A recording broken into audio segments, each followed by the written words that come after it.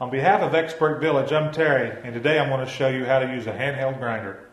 Now to change the grinding disc, there's usually a button. Sometimes it'll be on the side, be here, but it will lock your armature from turning.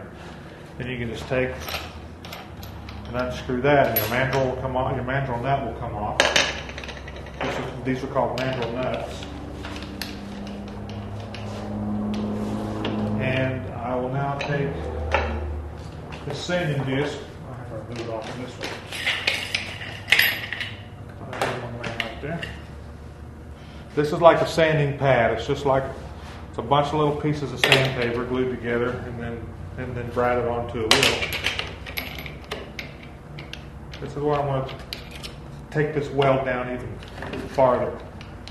If you can see, I can lay that flat, just like the polishing machine you see in the stores on the floor when they polish it. I can lay that flat and now get this whole surface smooth and even.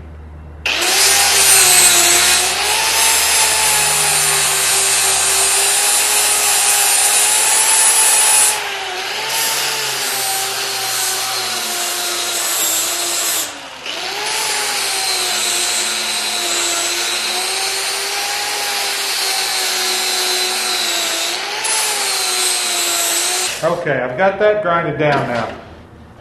Alright, I've got this grounded down smooth, and I tried to lay it as flat as I could to keep it even. Now, you see how all this metal looks uniform and the same, and you really can't tell except for these joints right here where the weld starts and begins.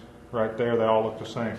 Okay, that's just the second step. Now, I can take that even further and finish that out with another pad. Once again, I use the button.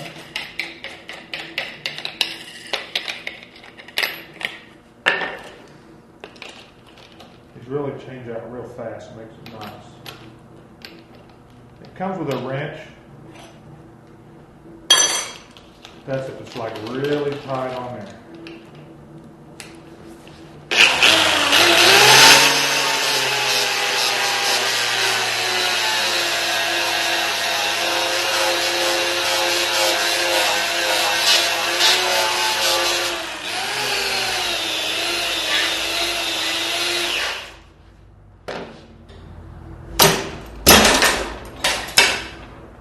There you go. Now you see no lines on either side of the weld. All you see is the weld in the center of the valley.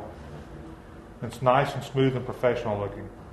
Now as you can see, there's no lines on either side of the weld. The only place you see where the weld stops is where it stops and starts in the valley where the two pieces are joined together. So if I was to fill all that in, you would think that was one solid piece. So great if it's exposed and great if it's not. If you paint over it, it just looks like a solid piece of metal.